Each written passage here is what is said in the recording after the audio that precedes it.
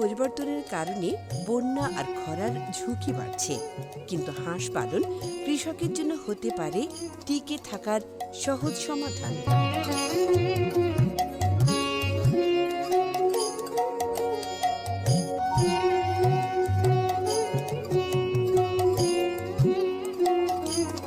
হাঁস পানিতে বাঁচতে পারে, ধানের ক্ষেতে পোকা মাকড় আর শামুক খেয়ে ফসল রক্ষা করে, সারা বছর দেয় ডিম আর মাংস।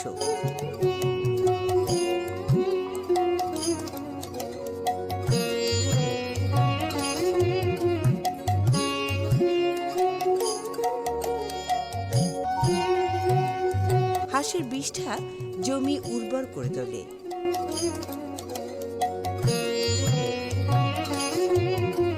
পুকুর বা খালের পাশে উঁচুতে বাঁশ বা কাঠের ঘর বানান।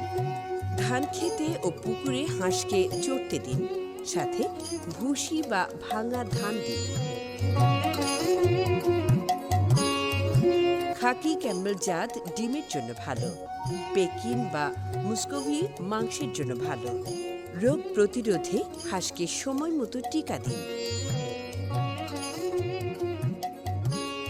এক একটি হাঁস বছরে 200 থেকে 300 ডিম দেয়। হাঁসের মাংস ও ডিমের বাজারে ভালো দাম পাওয়া যায়। খরচ কম, আয় বেশি। এটা নারী ও যুব কৃষকদের জন্য দারুণ সুযোগ।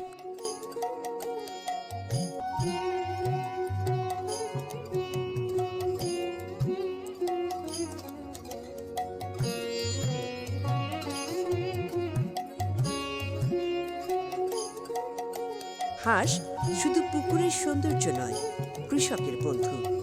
হাঁস পালন মানে খাবার, আয় আর জলবায়ু সহনশীলতা।